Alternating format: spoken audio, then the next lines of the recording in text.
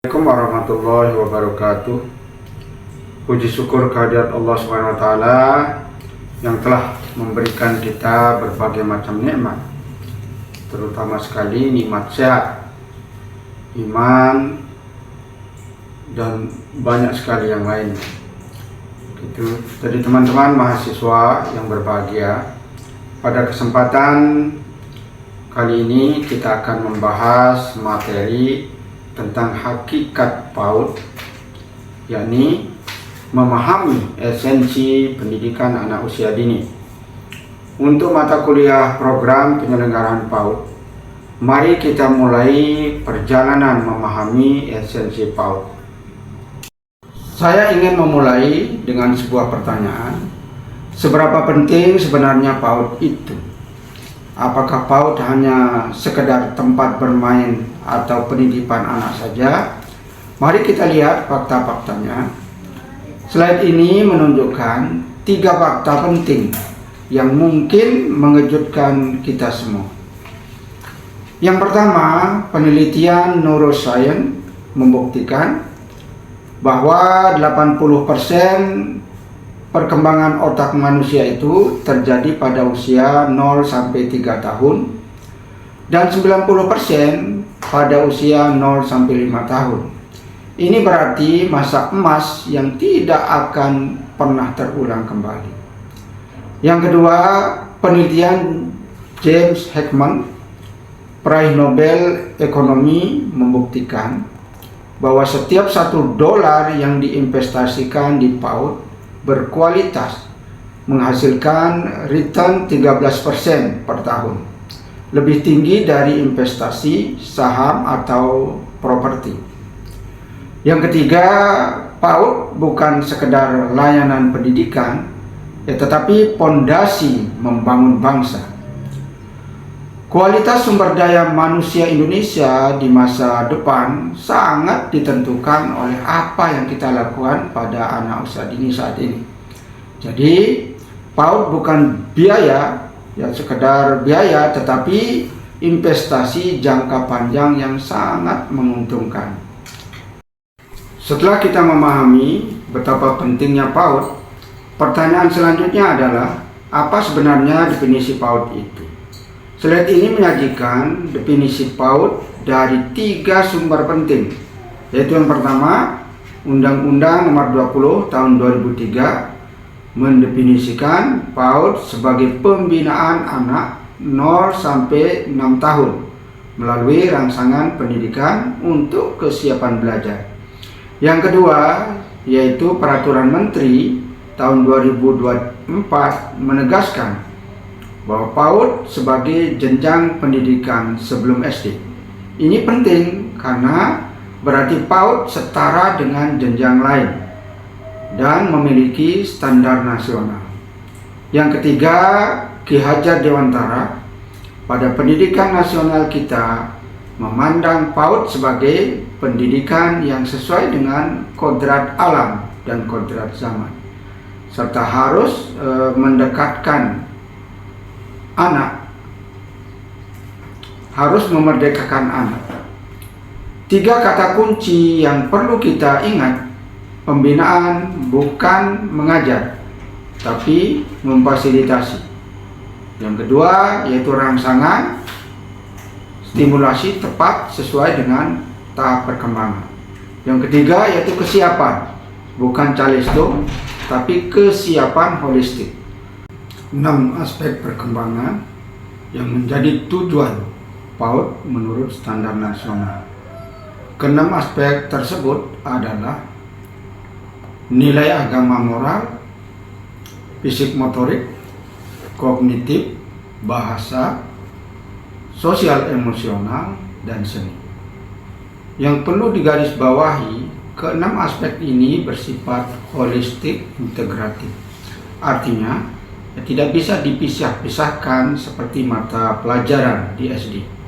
Dalam satu kegiatan, beberapa aspek bisa berkembang dengan cara bersamaan. Mari kita lihat contoh konkret bagaimana satu kegiatan sederhana seperti bermain balok bisa mengembangkan berbagai aspek sekaligus. Tapi sebelumnya, pahami dulu bahwa pendidikan anak usia dini tidak boleh parsial, hanya fokus pada calistung misalnya, tapi harus menyeluruh.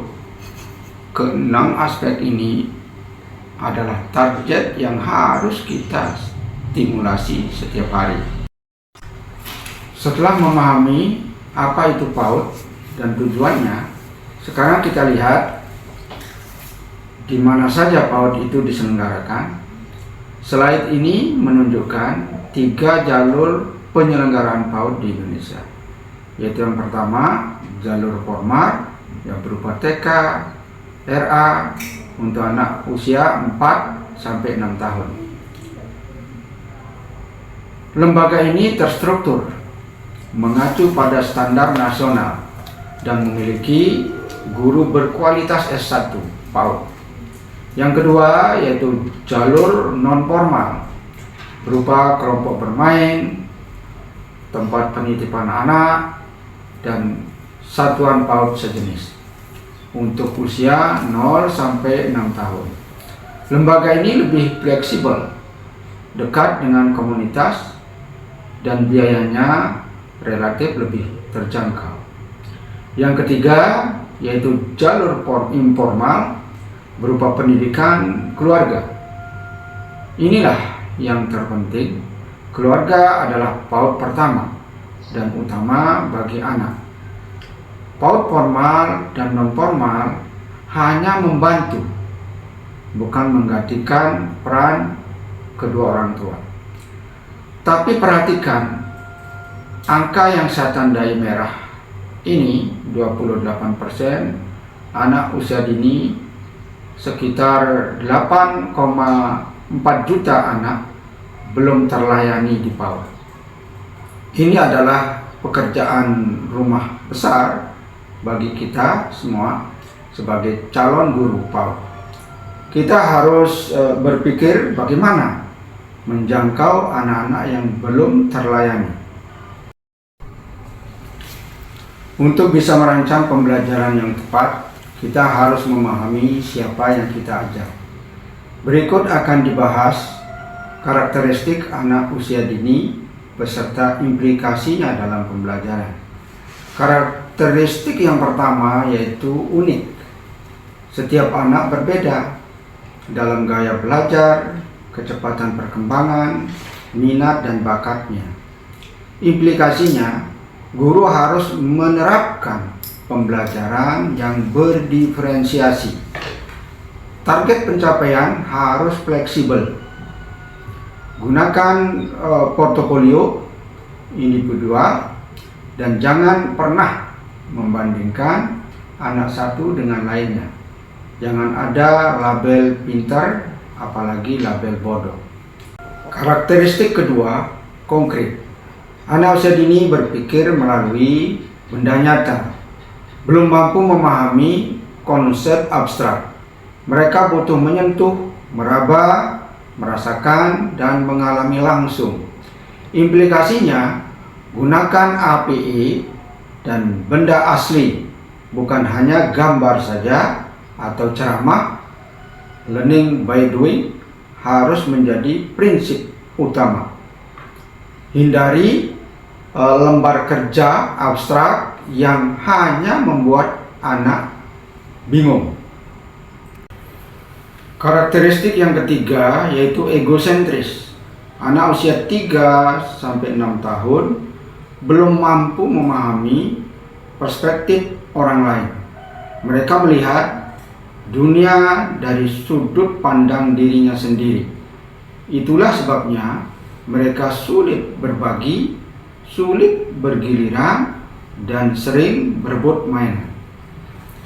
Penting dipahami, ini bukan karena anak egois atau nakal. Ini adalah tahap perkembangan yang normal. Implikasinya, ya guru harus sabar. Jangan memaksa berbagi dan jangan memarahi anak dengan label egois. Beri pemodelan empati, dan gunakan circle time untuk melatih sosialisasi secara bertahap. Karakteristik yang keempat yaitu aktif. Anak usia dini memiliki energi yang luar biasa. Mereka belajar melalui gerakan. Implikasinya, desain ruang gerak yang luas, sediakan waktu untuk outdoor learning, dan jangan memaksa anak duduk diam berjam-jam. Karakteristik kelima, ingin tahu. Implikasinya, jawab setiap pertanyaan dengan sabar, fasilitasi eksplorasi anak, dan ciptakan lingkungan yang kaya stimulasi.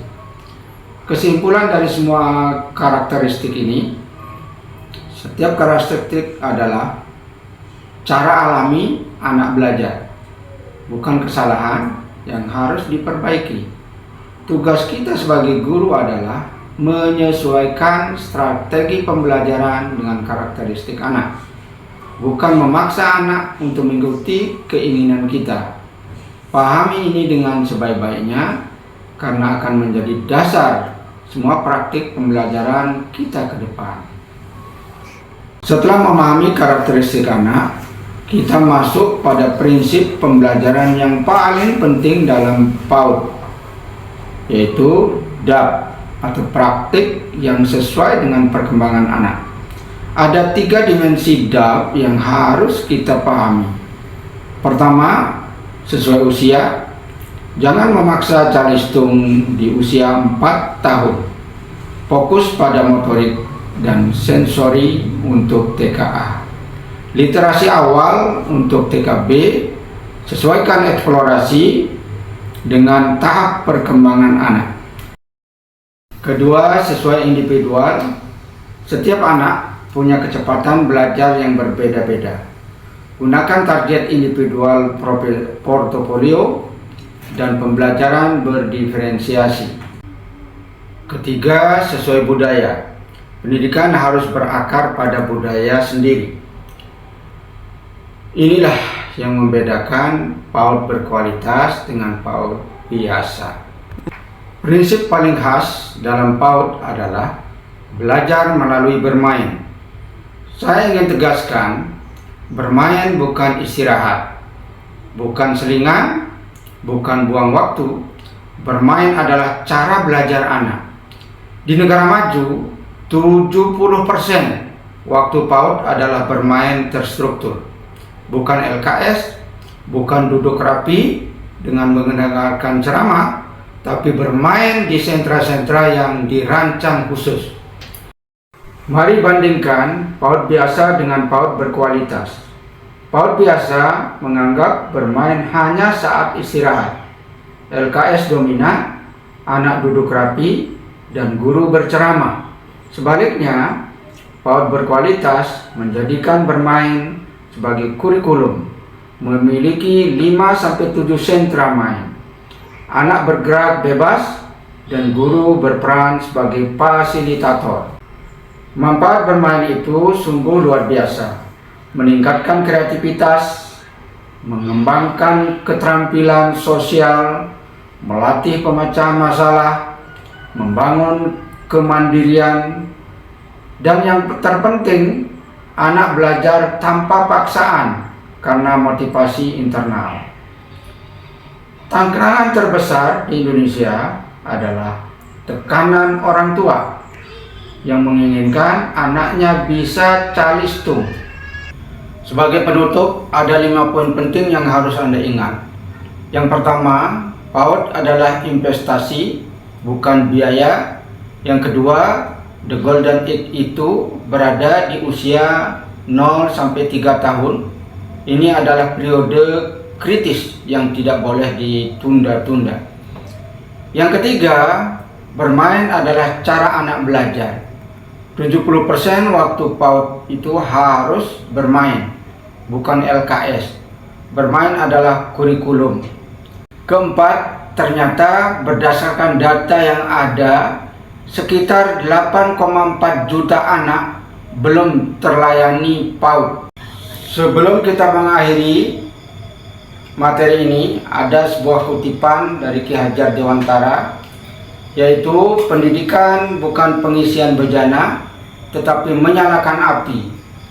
Pendidikan bukanlah memindahkan pengetahuan dari guru ke anak seperti menuang air ke bejana kosong, tetapi pendidikan adalah menyalakan api, membangkitkan rasa ingin tahu, mengembangkan potensi, dan menumbuhkan semangat belajar sepanjang hayat. Sebagai calon guru PAUD, tugas kita bukan mengisi anak dengan hafalan atau calistung saja. Tugas kita adalah menyalakan api dalam diri setiap anak, membuat mereka cinta belajar, percaya diri, dan berkembang sesuai kodratnya. Mari kita bersama-sama menjadi guru PAUD yang profesional, yang tidak hanya mengajar tetapi menyalakan api dalam diri anak. Sekian pertemuan kita hari ini. Wassalamualaikum warahmatullahi wabarakatuh.